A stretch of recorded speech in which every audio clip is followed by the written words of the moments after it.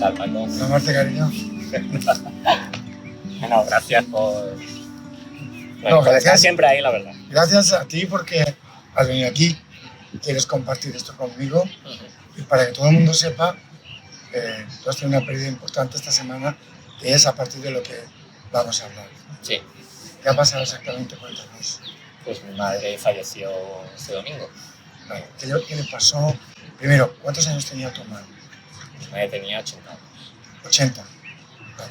¿Estaba mal de salud ya mucho tiempo? Sí, a ver, no de lo que ha muerto. Ella ha muerto de un cáncer. Cáncer desde que se lo detectaron hasta que murió ha pasado un mes y medio. Pero ella siempre flaqueaba de salud, tenía varias teclas y bueno, de hecho el cáncer se lo detectaron porque la llevamos a una revisión al hospital y el médico encontró unos niveles raros y decidieron ingresarla a ver qué era y ahí ya le detectaron el cáncer. ¿Cáncer de qué era? El cáncer era un cáncer de pecho que se le había hecho una metástasis. Ese cáncer le detectaron el bultito, pero le dijeron que era benigno, que no pasaba nada. Y, sorpresa, no ha pasado eso. O sea, ella sí que lo sabía desde hace tiempo, pero no se la atendía mucho.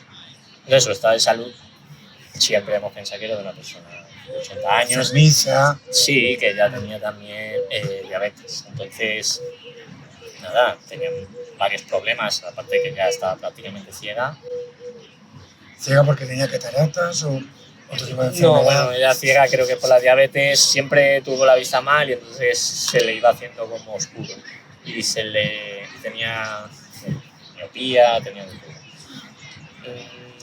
No sé bien, pero sí que ya llegaba al último momento que ya solo veía pues como sombras. No llegaba a ver con nitidez. Eso era un problema que tenía de pequeña de la vista, más acentuado con la diabetes, ¿no? La diabetes. Y tu padre también murió el año pasado, ¿no? Sí, murió hace 9 meses. Se han llevado entre ellos. 9 meses. Y desde que murió tu padre, ¿ha habido en tu madre una bajada importante? Yo creo que desde que murió mi padre ella sí que entró ya en un estado más de depresión, en la que estaba muy triste, se sentía muy sola, sufriendo mucho, porque queremos ver cómo ocurren las cosas, ¿no? Y siempre puedes sacar una lectura, pero ella siempre tendía a llevarlo a la peor manera, con pesimismo, claro, pero a través como que esto me trae más consecuencias de que yo soy una víctima. O sea, que la catástrofe le servía para victimizarse de alguna manera. Sí. O sea, como va a haber algo muy malo, a partir de aquí va a venir algo muy malo, yo voy a estar en medio de eso, y yo estoy sola, no me puedo proteger, sí. No me acompañáis. ¿También culpabilizaba a los demás? Sí, sí. Vale. Y en concreto, ¿de qué os acusaban los hijos? Ella te culpaba de sus pensamientos, por ejemplo. Entonces, si ella igual te trataba mal y luego tú igual te echabas un poco para atrás y se lo echabas en cara, pues tú eres mal hijo. No sé, intento hacer un resumen, porque es que había muchos. Era como siempre era la bronca, tenía muchos problemas, creo que de egoísmo, de mirar solo su punto, cada hermano con su historia. Entonces si alguien pues ya decidió hacer su cuenta o igual tenía una pelea y tú querías tomarte tu tiempo, estaba mal, porque tú tenías que estar ahí, o otra vez, si había que discutir otra vez, pues tenías que estar ahí, porque no era capaz de entender que hay otras formas de ver las cosas.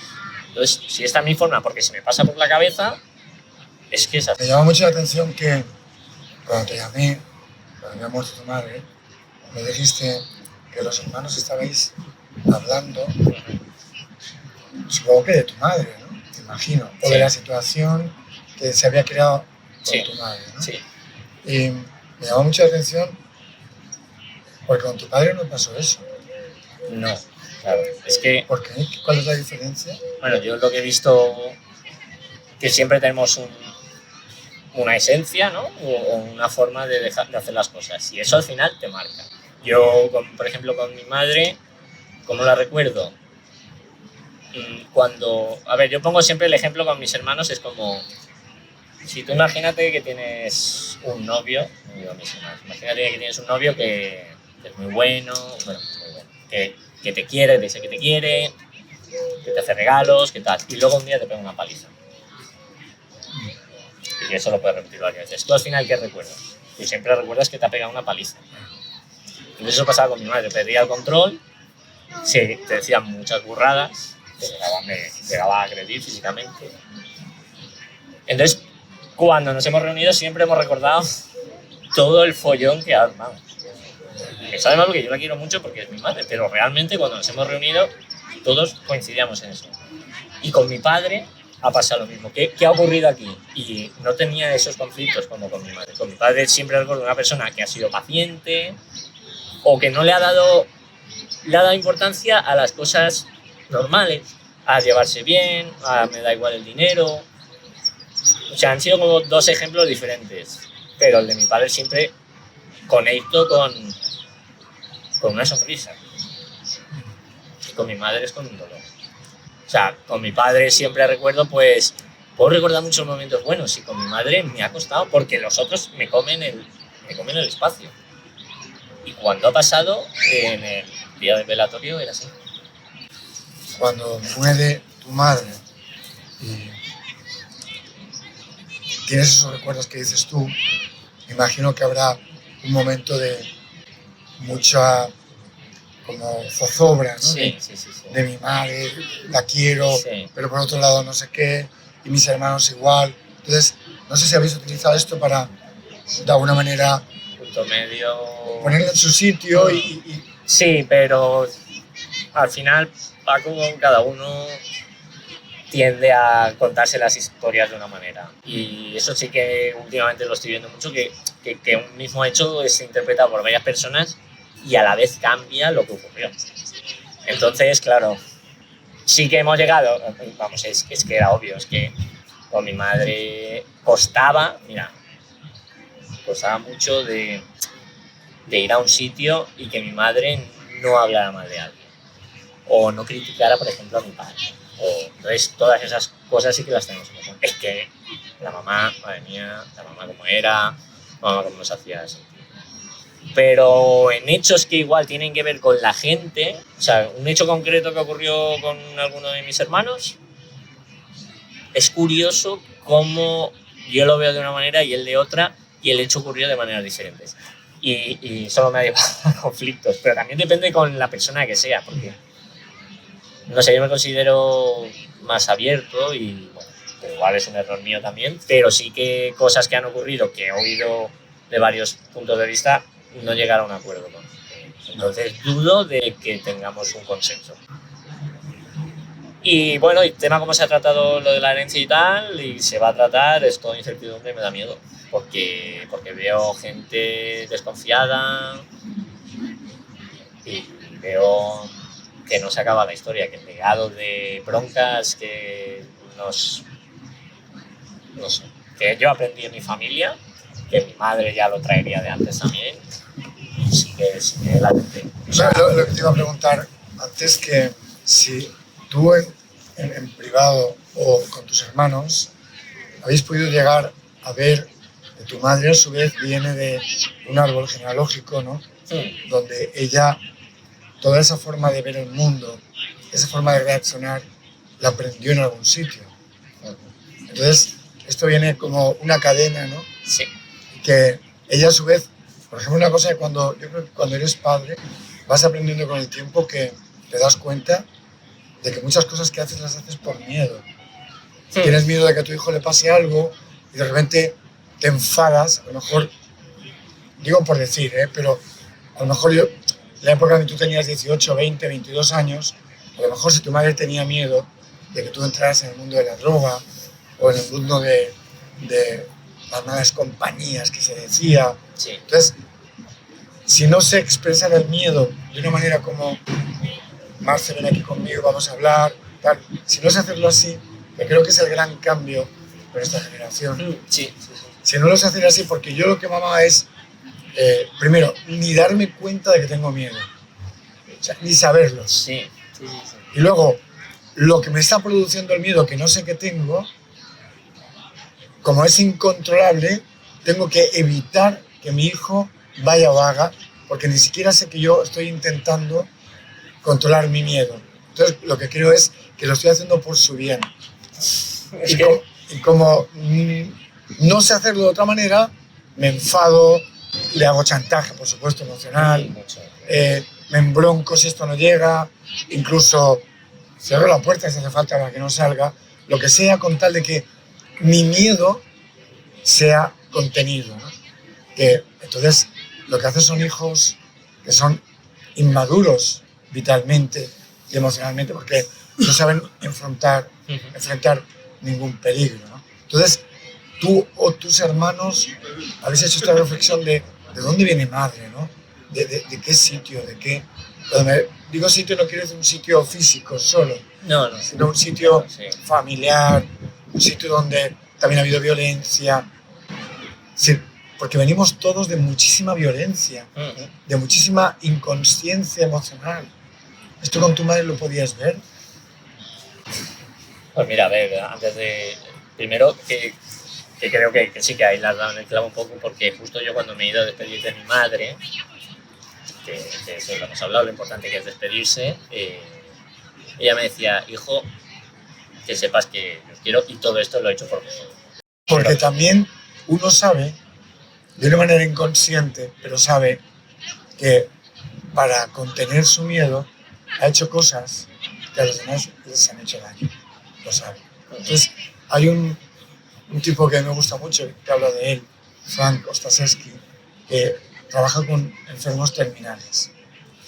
Y él habla mucho de lo que podemos aprender de los enfermos terminales. Y una de las cosas que dice es la necesidad que tienen de irse en paz. Esto implica dos cosas. Una, que todo más o menos esté en su sitio. Es decir, que lo que a ellos les preocupa, por ejemplo, si mi hija está estudiando, pues que tenga tiempo, dinero, condiciones para acabar de estudiar. He puesto un ejemplo solamente, ¿no? Sí, no, pero que sí. Y esto una, y otra, que pueda pedir perdón. Que pueda pedir perdón, irse tranquilo, ¿no? Entonces, lo que está diciendo tu madre, su manera de hacer esto, de pedir perdón, es decirte, yo lo he hecho por vosotros, que sepas que no lo he hecho por desamor.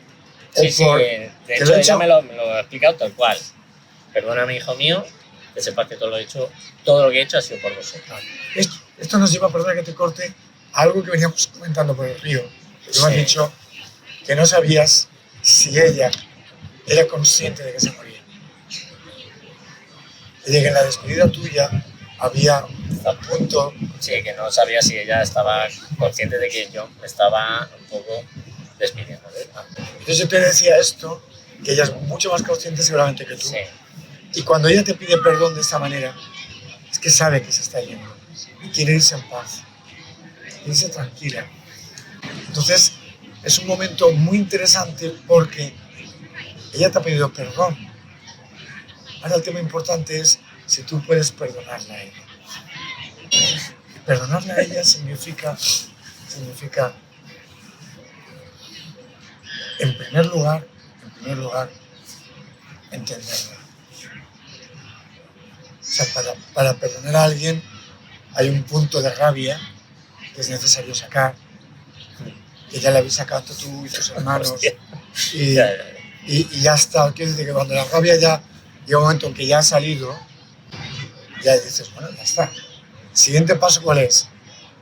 Empezar a intentar entender. No es lo mismo que yo crea que mi madre ha hecho algo, vamos a poner, porque era mala, que no es porque sea, por ejemplo, alguien incontrolable solo, ¿sabes? Sino que hay una explicación a lo que ha hecho, ¿no? Entonces, yo hablo de tu madre, pero podía hablar de la mía. La mía también, cuando se acerca, por ejemplo, mi madre, cuando yo llevaba gafas de pequeñito, iba a un colegio donde había tipos que tenían 12 años más que yo.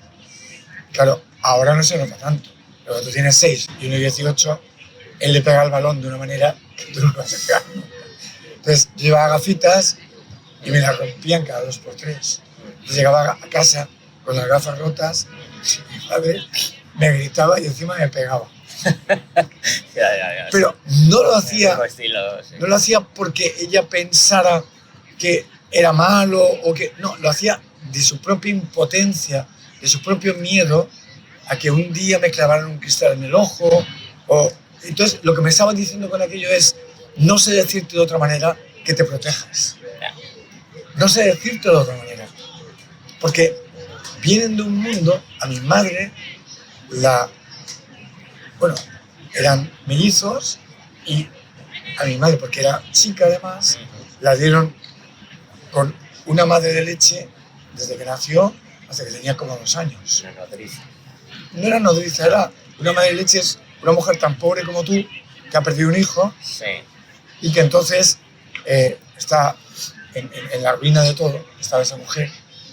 Y entonces, pero como tenía leche, podía criar a otra. Entonces, mis abuelos, que tampoco tenían dinero, le daban algo de comida y a cambio de eso, pues amamantaban a mi madre. Y claro, cuando pasaron 2 años, se la quiso quedar. Y mi madre contaba con bastante naturalidad que mi abuela la hubiera dado y mi abuelo no. Y de aquí venimos, de esta especie de barbaridad que ahora sería como que tú a tu hijo lo vas a dar. ¿Sabes? Ahora sería una cosa como, no solamente tú te verías como un monstruo, sino alrededor tuyo todos te veríamos como un monstruo. De ahí vienen, de ahí venimos. Sí. Entonces, es muy importante que puedas empezar como primer paso para perdonar a entender de dónde viene tu madre, de dónde viene la mía. Que su intención era sostener su miedo que se les llevaba por delante. Y sostener su miedo, la única manera que tenían de hacerlo era gritando, pegando, porque así creían que tú te ibas a asustar, como ellas se asustaron, y ibas a dejar de hacer lo que a ellas les daba miedo.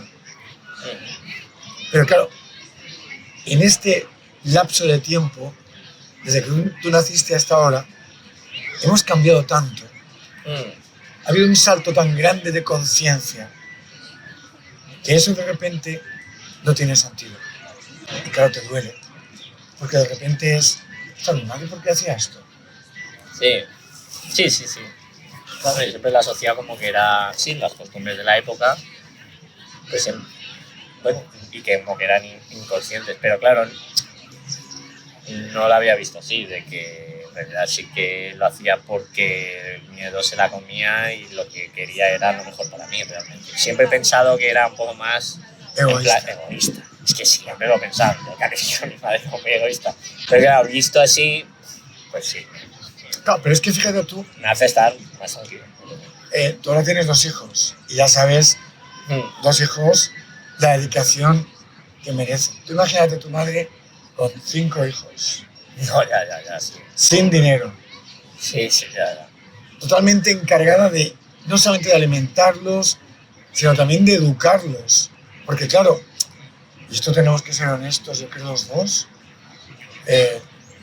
tu padre seguramente lleva una carga muy grande también.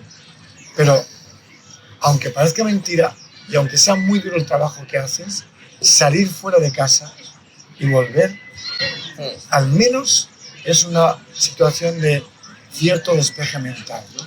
Sí, claro.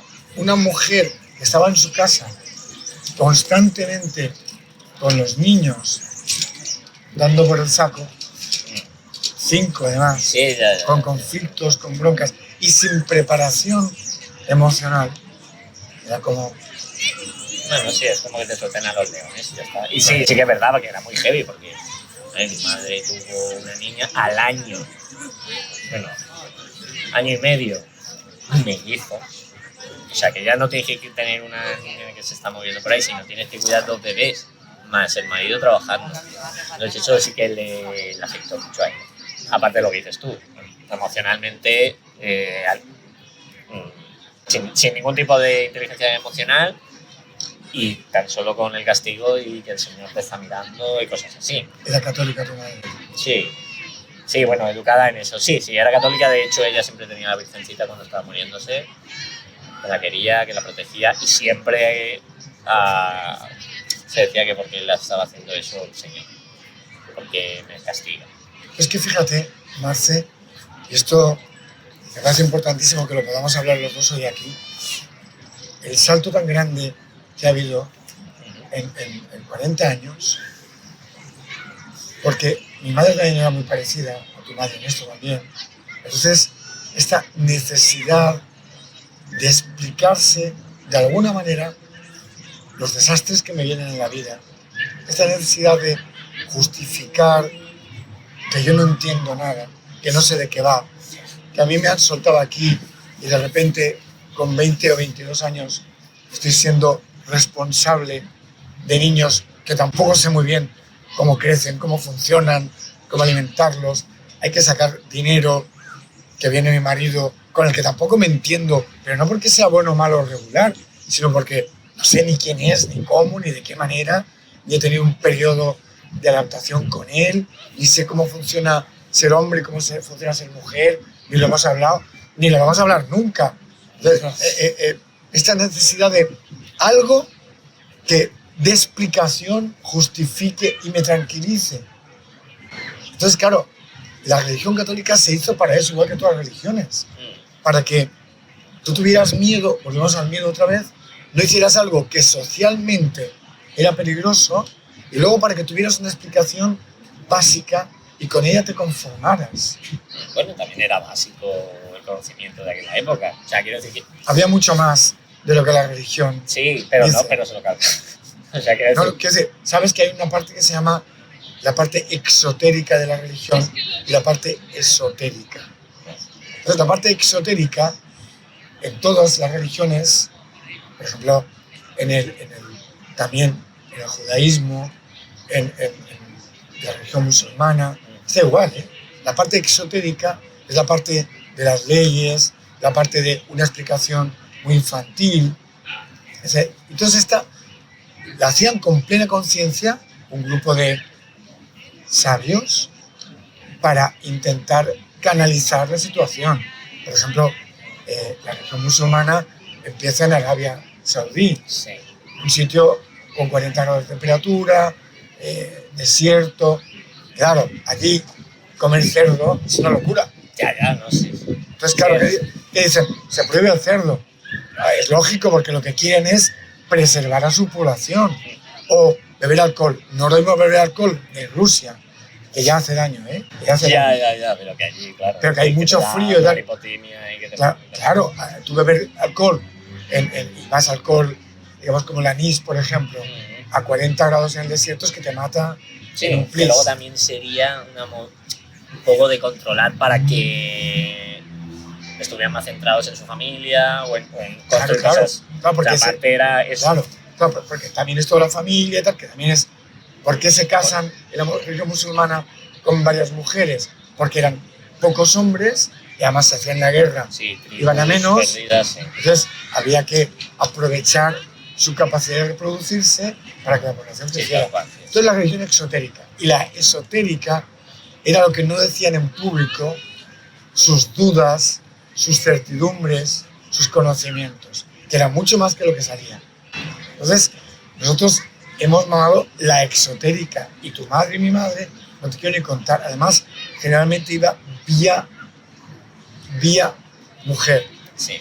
Como habrás visto, en casi todos los pueblos tocan a misa 80% de mujeres. Aún hoy, cuando yo era pequeño, no te quiero ni contar. Ya me he perdido, nunca he ido a misa. Sí, pero se ve desde fuera. Ya. Un entierro, en el pueblo de mi madre, 80% de mujeres están dentro de una iglesia, el 90% de los hombres están fuera, fumándose un cigarro y hablando del campo. Entonces, las mujeres también chupaban esta idea, esa filosofía, sí. Claro, esta filosofía, esta idea de que esto explica el mundo. Y eso es lo que tenías que transmitir a tus hijos.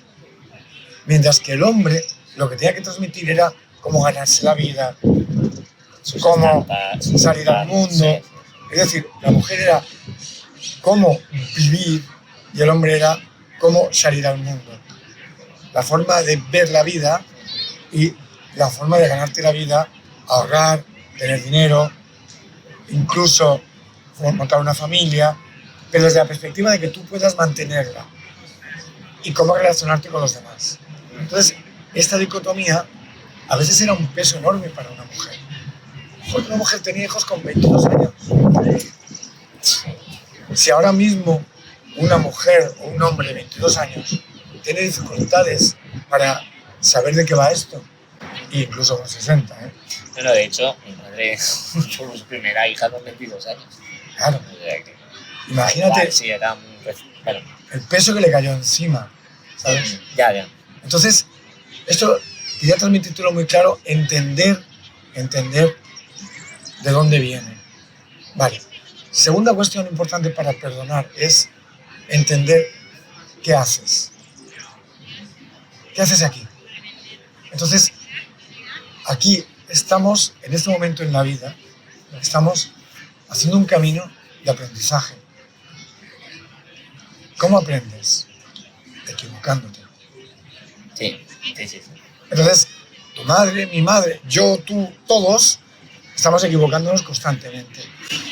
Entonces, si puedes mirar y ver a tu madre desde una perspectiva de no podía hacer otra cosa porque no sabía más, y lo que estaba haciendo, lo estabas haciendo para poder aprender y experimentar lo que tenía que aprender y experimentar. Y ha llegado al final de su vida y ha aprendido, y por eso te dice, perdona, pero lo he hecho pensando en lo mejor para ti. Pero ella es consciente de que lo ha hecho de una manera que ahora, Dolorosa. claro, Sí. que ahora, incluso ella ya ahora, si volviera a los 22 años, ya no lo haría igual. Seguro. Entonces, es también importante saber que cada uno en realidad está aprendiendo.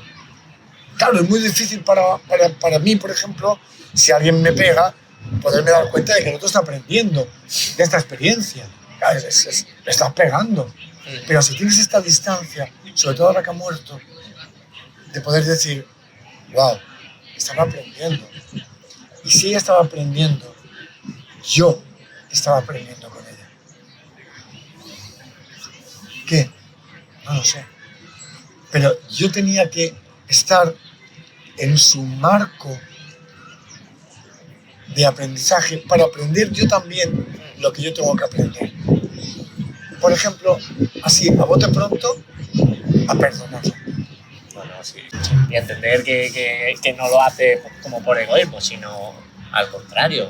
Eso, por lo que me está comentando, es un poco nuestra un poco también de amor, ¿no? ¡Claro! Te amo, pero es que esta es la manera que he aprendido de amarte, aunque no sea, Aunque sea aunque no sea la para ti. correcta, claro, pero que yo nunca había como una mala intención, sino había como una intención de que hubiera un cambio en mi actitud.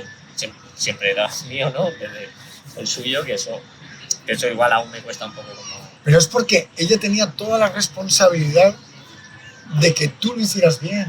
Entonces ella, desde su perspectiva, si cambiaba, es que estaba cediendo y por lo tanto te estaba permitiendo que tú fueras por el mal camino. No tenía que ceder, porque ceder desde su perspectiva era empezar a permitir que tú te fueras por el mal camino.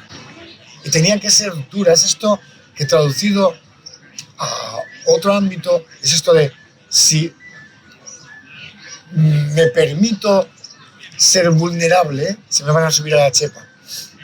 Esto que tú habrás conocido en un jefe de trabajo. No, y con ella era así. Claro, pero te lo digo por ponerlo en otros ámbitos, Sí, ya. para que te des cuenta de que seguramente tu madre hace 20 años o 30 que habría dicho, pero creía que no podía, y esto otra vez es una muestra de amor, mal entendida, mal vista. Por eso es tan importante, Marce, que empecemos a darnos cuenta de que según como entendemos lo que vivimos, nos comportamos. Entonces, si yo entiendo que ser vulnerable es permitir que el otro vaya por el mal camino, permitir que el otro haga maldades o simplemente que me falta el respeto y yo acabe en la ruina, si yo veo el mundo así, claro, voy a hacer un sobreesfuerzo para mantenerme.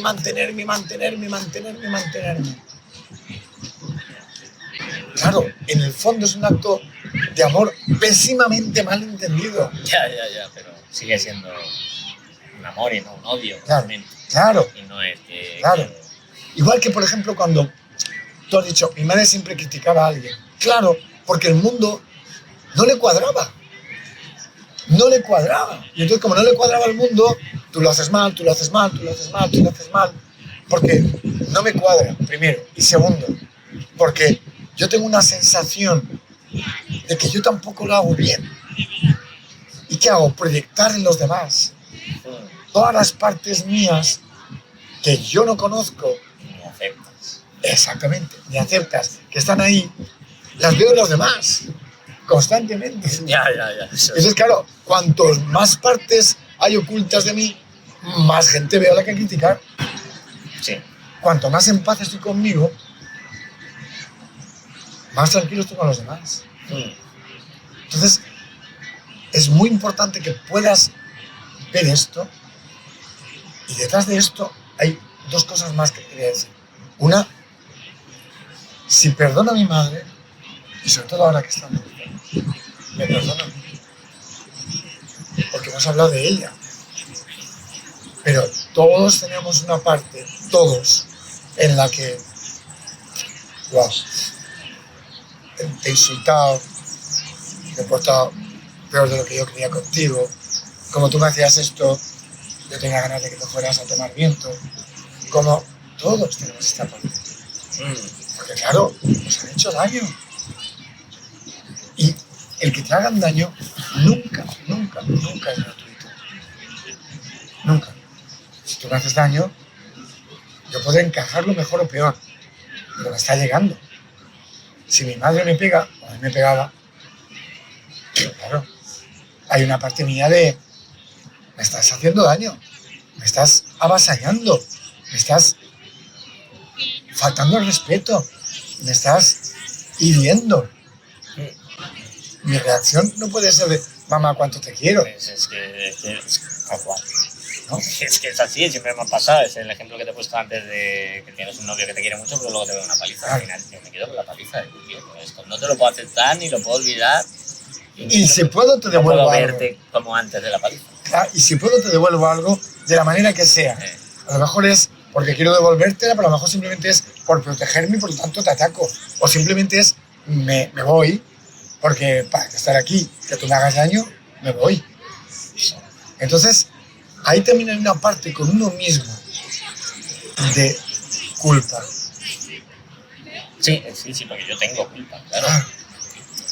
Ya sé que no he hecho las cosas perfectas, pero claro, yo a mí mismo me digo, joder, yo sé que lo he hecho con la mejor intención. Claro, entonces el punto es poder perdonarse uno mismo sabiendo que ha sido un niño vulnerado, no respetado, dañado, agredido, vilipendiado, vejado, etcétera, etcétera. Ha sido ese niño. Y ese niño contesta como niño, gritando, enfadándose, insultándola dentro o fuera, apartándose. Y el primer paso importante es reconciliarse con ese niño. Aceptar el perdón hacia ese niño. Entender que ese niño no podía hacer otra cosa. Y entonces puedo extender ese perdón hacia mi madre. Y el perdón de mi madre viene otra vez a mí. Y hacemos una especie de corriente de perdón. Bueno, sí.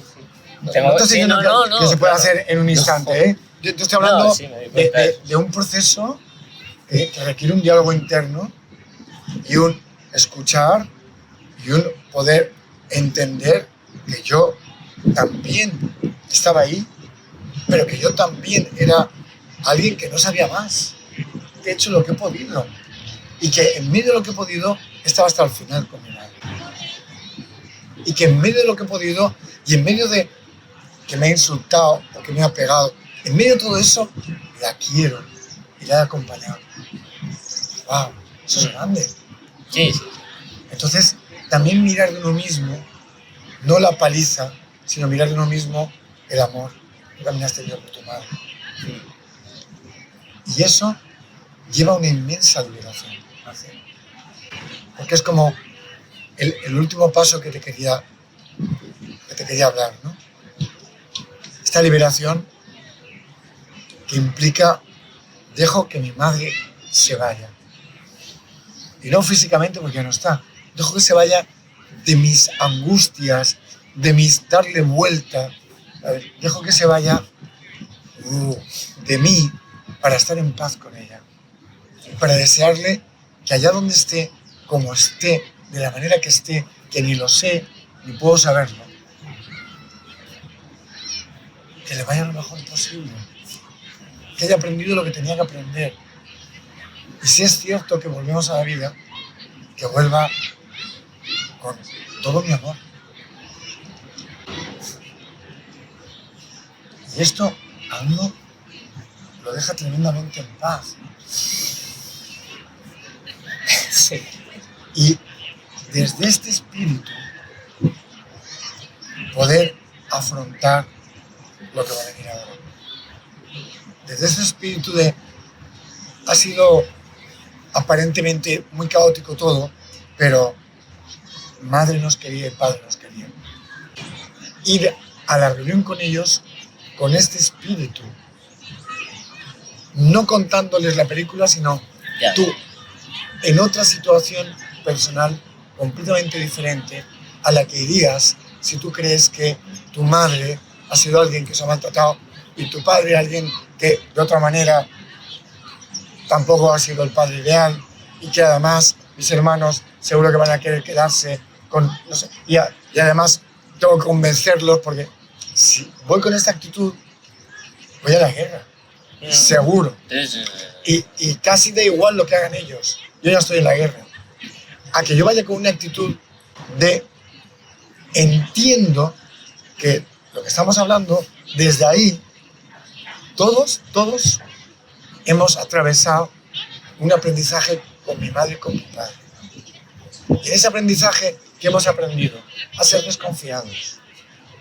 A lo que más pueda para mí y los demás que hagan aire. Mi familia nueva no es esta, es la que yo he creado con mis hijos. Y con ellos, por ellos tengo que mirar. Aquí, como te descuides, te limpian, porque estos son unos buitres. Sí, tal cual. Pero bueno, que también hay cosas mías. O sea, pero si no estoy diciendo por tu familia. Ya. Lo estoy diciendo en general. No, ya lo sé. No digo que no, que no hace gracia porque es tal cual. Es como de... Claro, todo ha ocurrido. Claro, pero todo. Es que es en general porque hemos vivido estas situaciones. Yo he visto gente mayor que está aquí, como estamos nosotros ahora aquí, y tienen al lado una botella de vino, que ya verás tú, quién tiene que venir corriendo, tirarse al suelo, coger la botella de vino que está a mitad, y decirle a esa persona, a mi hija, por ejemplo, tú ten mucho cuidado, te dejas la botella de vino aquí, te descuidas y te la han quitado. Es decir, es lo que ellos han mamado y lo que ellos transmiten. Entonces, si no pones conciencia en ese perdón, no puedes ir con una actitud de entrada y decir, a ver qué pasa aquí. Porque si yo voy con la idea ya de que esto es la guerra, hay guerra. Vale, sí, ese paso ya lo tengo claro. O sea, si esto es la guerra, yo ya sé que no, pero sí que hermanos piensan esto es la guerra. Pues si yo voy a la guerra pensando que es la guerra, preparado y tengo que contraatacar y tengo que una estrategia y yo. Bueno. Si voy a la guerra, desde luego ya estoy en la guerra. Sí. Entonces, eso es una posibilidad. Otra posibilidad es que yo pueda ir diciendo, acabo de entender qué pasaba con mamá y con papá, acabo de entender que esta familia tiene que llevar un proceso de encuentro de la manera que sea. Mi hermana mayor hace como un mes vio la entrevista que hice con David, Sí. y por primera vez en mi vida me envió un mensaje y me dijo, me gusta cómo hablas como terapeuta, ¿podrías indicarme un libro para que yo empiece a estar ahí, en ese camino? ¡Wow! ¡Qué maravilla! No lo hubiera pensado en mi vida. Y tiene 79 años. Ya, pero van haciendo las reflexiones. Es que al final, conforme te vas enfrentando a los problemas y empiezas a estar angustiado, te das cuenta de que necesitas unas soluciones. Y oh, casualidad, cuando antes decías qué gilipollas me estás contando, ahora ya te empieza, ¿no? Que cuando llega un momento en que tu cuerpo dice quiero entender cosas, abre la mente y recurre a eso. Pero mientras le puedes decir lo que quieras, que te van a decir, a mí me coño me estás contando. Muy bien, entonces eso quiere decir que tú a tus hermanos no les puedes contar esto porque aún no están en este momento. No, no. No porque sean tontos, ni listos, ni buenos, ni malos, sino porque aún no es su momento. Entonces, no puedes pretender ir a decirle, no, yo soy el Dalai Lama, yo aquí... No, y luego encima sales más hostiado. Claro. Entonces, pero sí que puede ser con una actitud. Sí. Y entonces, si la actitud es, no voy a la guerra, voy al encuentro, desde una perspectiva más amplia de conciencia, de intentar darme cuenta el miedo que tiene mi hermana, lo perdido que está mi hermano, cómo se creen que consiguiendo más parte de la herencia van a tener una vida mejor o que les va a ir muy bien. Y esto, desde una perspectiva más ancha, ya sabes que no es verdad. Ya sabes que porque tú te salgas con 3.000 o 5.000 euros más que yo, tu vida no va a ser mejor que nada. Si yo no tengo rabia porque tú te has ido con 3 o 5.000 euros más, yo me voy a ir bien. Tú no sé cómo te vas a ir. Porque también está el que todo el mundo que se aprovecha sabe que se está aprovechando. Lo disimulará, gritará, dirá que el otro se ha ido con más. Es como cuando, por ejemplo, yo he visto a gente que han ido en dirección prohibida. Sí. Gente que yo conozco. Le he dicho, tío, pero que vas por dirección prohibida. Y bajar la ventana en el coche y decirme, ¿y qué? Si yo pago mis impuestos. Ya. No, pero eso, bueno, para otro día, porque eso me gustan mucho las maneras que tenemos de justificar todo. Claro. La maté porque era mía. Claro, no. O quiero decir, claro, es que yo robo porque el otro ha robado. Hombre, el otro ha robado, pero eso no justifica que tú robes. Ya, y que lo encima te pone a su altura. Claro, o sea, claro. Si tú consideras que eso es malo y tal, pues tú eres malo y tal. Una cosa que hacemos todos mucho más de que tú. Yo no. Lo sabes, efectivamente tú no. Lo sabes porque lo hemos vivido todos. Es como tú eres culpable de todo, entonces yo te insulto y te machaco y da igual. Entonces hay Rumi, que es un poeta musulmán, sufí, de la parte esotérica del mundo musulmán. Es que una cosa que dice, si tú te comportas como yo, ¿cuál es la diferencia entre tú y yo? Ya, además esas cosas complicadas. Claro, si tú estás diciendo que yo lo he hecho mal, y tú me estás insultando, machacando, maltratando, ¿sabes? ¿Cuál es la diferencia? Igual, sí. Entonces, según la actitud con la que tú vayas allí, no de ser el Dalai Lama ni de estar por encima de los demás, que aquí, otra cosa importante, todos estamos en el camino aprendiendo. Por lo tanto, la humildad es un plato... ¡Guau! Y bueno... que ahora se hacen estudios científicos del valor de la humildad para el bienestar. Claro. Ya solo leo titulares, pero sí que me hace gracia porque, bueno, muchas veces lo hemos hablado, que yo aparte necesito esa visión científica para todas estas cosas, y ahora realmente la neurociencia, que son, bueno, psicología, etcétera, todo lo que quieras, te lleva al mismo camino, bueno, que nos llevaba a las religiones. Y nada, cosas que me cuentas me hace gracia como ahora hay estudios que lo evidencian cuando era un conocimiento que sabía ya desde hace 5.000 años o yo qué sé. Porque el humilde no es el falso humilde. No es el no. El humilde es el que se da cuenta, porque es que lo ve, que no sabe un pimiento. Que lo que podemos hacer es como ir abriendo la mente. Entonces abres la mente y dices, mira, veo un poquito más que ayer. Vale, ¿y qué veo un poquito más que ayer? Esto. ¿Y qué hay por ver? ¿Sabes? Entonces, si vas con esta humildad y con esta actitud a lo que venga con tus hermanos, va a ser completamente diferente, Marce, porque vas a poder también, de alguna manera, observar y darte cuenta de qué hay detrás de lo que cada uno de ellos está mostrando. Hay miedo, seguro, hay dolor, hay rabia, hay extravío, hay desconfianza, hay no saber nada de nada. Hay mucho en general, mucho desamor. Mucho sentirse vulnerable y... Claro. Y tener que taparlo. Tener que tapar la vulnerabilidad. Porque si soy vulnerable, como tu madre nos enseñó, cuidadito. Entonces, claro, no puedo ir allí a mostrarme vulnerable. Tal cual. Pero claro, fíjate tú, nadie. vamos a entrar un poquito más, si me permites, más en detalle. ¿Vale? En tu familia hay tanto para repartir. No. O sea, que en realidad, digamos que Migajas. son habas contadas, ¿no? Sí, claro. Y que en las habas contadas, a no ser que pase algo, se va a repartir a tanto por uno y se acabó. Bueno, sí, claro. Sí, eso sería lo correcto, ¿no? O sea, si es una cosa, en 5 hermanos, 5 partes iguales. Si pero... tus padres no han dejado nada en el testamento, Ahí está, vamos a ver. si no han dejado nada en el testamento, es así, y creo que va a ser así, apuesto. Y además vais a un notario y el notario va a decir a tanto por uno y se acabó. Y por mucho que uno grite y que diga yo estaba más, si tu madre no ha dicho nada, es así. Luego cada uno se lo tomará como se lo tome. Sí. Pero es así. Entonces, si uno puede estar relajado de ver que al final de cuentas vamos a salir... Da igual para donde luches, es... Claro, va a ser esto. Entonces, uno puede tomar esa actitud de me abro a ver qué pasa aquí y a ver qué es lo que realmente ocurre, porque a veces no es lo que queda para cada uno, es como uno se toma lo que le queda. Sí, y eso lo puedes extrapolar a cualquier cosa, que lo importante es tu reacción a lo que ha ocurrido, Claro. no lo que ha ocurrido. Claro.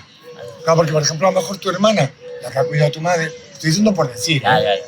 Sí. a lo mejor le da por pensar que ella se merece más que otro que no está. Que también ha ocurrido, también he oído esas cosas, que también es un debate que no es que solo de mí o de mis hermanos, sino en general está eso. O sea, si tú has desaparecido, ¿qué reclamas ahora? Y eso, igual si quiero dejamos otro día o no lo sé. Porque eso es muy común y sí que es cierto que también parte de verdad tiene. O sea, si tú has renunciado a tu parte mala, bueno, no mala, bueno, no sé si mala de que te toca sacrificarte porque ahora hay que cuidar a un familiar que está mal. Tú has dicho, yo paso porque mis problemas son mayores. Luego estás ahí. Es un tema súper interesante. Es un tema, claro. Bueno, que lo podemos ver en 2 o 3 minutos, no más. Pues dale si quieres para... Sí, pinceladas. Una, la ley contempla que se reparte a partes iguales. Entonces, esto es la ley. Otra cosa es que queramos modificar la ley o no. Pero la ley dice a partes iguales. Sí. Vale. Si se quiere modificar eso, se puede. ¿Cómo? Mojándose tus padres, claro, con un testamento. Si no lo hacen... O sea, quiero decir... Sí. Ellos tienen este derecho. Por lo tanto, también tienen esta responsabilidad de hacerlo, ¿no? Claro, ¿qué pasa? Que si yo lo hago, creo que voy a quedar como un mal padre o una mala madre. Porque parece que lo justo sea todos a partes iguales, porque si nos ponemos a delimitar es muy complicado. Entonces, a partes iguales. Hay muy pocos padres que se atrevan. Yo conozco casos en que se han atrevido. El pifostio ha sido interesante. Hombre, no te digo. Pero tenían su justificación. Yo ya veo solo el miedo de que eso ocurra, cómo les afecta. Claro. O sea, yo no me veo ahí, pero... Conozco un amigo que también eran muchos hermanos y allí había a repartir, ¿eh? Y la madre, que fue la última que murió, dijo, no, a fulanita y a fulanito y a fulanita, tanto. y atrás de dar, ¡pim! Ya. Y la que se montó después, ¿no? Claro. Entonces, ha sido muy interesante porque de lo que se montó después, uno de los beneficiados ha accedido a compartir cosas con uno de los no beneficiados. Pero otra de las beneficiadas dijo, no, la mamá ha querido esto y yo la respeto, ¿sabes? Que tiene todo su derecho. Sí, pues fíjate. Vale, Dale, perdona, dale. no, es que dale. justamente cuando murió mi padre, yo ni siquiera he podido coger la parte que me tocaba, porque una persona que ha intercedido para que no ocurriera. O sea, ella cogió su propia voluntad, que me está volviendo a pasar, que pone su voluntad por delante de la de mi padre, por ejemplo, para el reparto. Y ahora la está poniendo por delante de mi madre, porque dice, esto es... porque es su voluntad. O sea, su voluntad es, esto tiene que ser así, aunque esté en contra de todo. Y me toca los huevos porque ahora no sé, un abogado y cosas así, solo para decir. Cosa que es lo que dices tú, al final es lo que hay en el testamento y ya está. Y no creo que ella pueda... No pueda, pero... Bueno, eso depende del tipo de persona que seas, que tú dices mi voluntad primero de la de los demás. Vuelve a ti. Porque el tema importante no es la persona, eres tú. Porque tú, si la ley te apoya... Sí. Ya, estoy tranquilo, pero... si tienes... Pero los perjuicios que he tenido durante el tiempo, Paco. Eso es parte del aprendizaje. Bien, todo que a mí no deba. Pero es parte del aprendizaje. Sí. Los perjuicios que has tenido son para que te des cuenta de que no estabas en tu sitio. Ya. Porque si yo estoy en mi sitio y tú vienes y me dices, no, tío, lo mejor es que tu parte... Y yo te escucho y al final acabo y digo, no. Ya, no, que he estado así, ¿eh? Pero... Bueno. Si estoy en un no tranquilo, no en un no agresivo ni de atacar, en un no de es que va a ser que no. Y ya puedes decir lo que te dé la gana de decir, y con esto no quiere decir que tú estés mal, ni que lo estés haciendo. Yo te escucho. Sí. Y además entiendo tus razones, pero no va a ser así. Sí, bien. Y desde ahí, yo no tengo ni por qué hacer la guerra. Sí, no, sí estoy en eso, Paco, eso lo tengo claro. Vale. Pero claro, eso que me choca. No, pero ahí lo que estoy viviendo. Lo importante ahí es ser consciente de lo que se te mueve a ti. No de lo que se le mueve a la otra persona, solo, sino de lo que se me mueve a mí. Y a mí lo que se me mueve, claro, de entrada es la rabia. Pero ¿por qué no me dejas tranquilo? ¿Por qué no me dejas tranquilo? Y estás ahí dándole. ¿Y por qué tengo que hacer lo que a ti te dé la gana? Ahí es lo que se me mueve a mí. Y eso es con lo que tengo que hablar, no con ella. Con esa parte mía. Bien, eso lo llevo bien. Sí, Estupendo. Muy bien. Última cosa a lo que hablábamos antes. De uno ha estado ahí y uno no ha estado ahí. Sí. Vale, muy bien. Se supone que uno ha estado ahí porque ha querido. Vale, pues sí. Sí, no, se supone. Luego no está claro. Sí, pero se supone que no está ahí. Es un acto voluntario que haces por amor y entonces los resultados que tú quieres es hacia ti. Si el otro no ha querido, allá con su conciencia. Claro. Eso lo es. Claro. Es como, por ejemplo, el que tú estés cuando tu madre muere o no estés. ¿El beneficio cuál es? Que yo estaba ahí. No que me va a dar alguien algo por estar ahí, ¿no? Sino que en el hecho de estar ahí ya tengo un beneficio enorme. Que es voluntario y que tú has querido y que claro. Lo haces por respeto a ti y a lo que tú quieres. Es que ya no es ni por mi madre o por mi padre, sino porque yo considero que las cosas se tienen que hacer así y tengo que actuar como yo considero que es la vida. Lo que pasa es que normalmente hay una parte de uno que cree que no tendría que estar ahí. La mayor parte dice, no, yo quiero estar. Pero hay una parte que dice, no, hombre, menudo marrón hay aquí. Es que eso, claro, yo también tengo otro episodio de gente que se enfada porque los otros no actúan como ella quiere que actuemos. O sea, si esto es entre 5, un reparto entre 5, pero claro, si alguien no quiere, ¿qué hace? No puedes hacer nada. Pues entonces, sí, bueno, pues esa persona puede patalear y pasarlo mal y sufrir y enfadarse para tener el mismo resultado o incluso peor, porque lo que hace es como calentar un poco el ambiente para nada, porque la otra persona sigue con sus 13 y hasta que no llegue el momento de entender esos puntos de vista, pues... Lo que pasa es que cuando uno hace estas cosas, hay como dos niveles. Hay un nivel ético, yo creo que me toca estar aquí. Sí. Y hay un nivel de yo quiero estar aquí. Es muy diferente. Si yo estoy en me toca estar aquí, y entonces tengo que estar aquí porque éticamente, para mí, esto es mi obligación, y moralmente, porque todos los demás me van a ver. Sí, que también a veces se mezclan. Hombre, claro, por eso he dicho ética y moralmente. Sí. Ética hacia uno Sí. y moralmente del conjunto. Sí. Entonces, éticamente yo pienso, no, tal. Y moralmente digo, wow, es que me van a ver y van a pensar mal de mí. Entonces voy porque tengo que ir. Esto es una obligación. No voy porque me sale de dentro ir.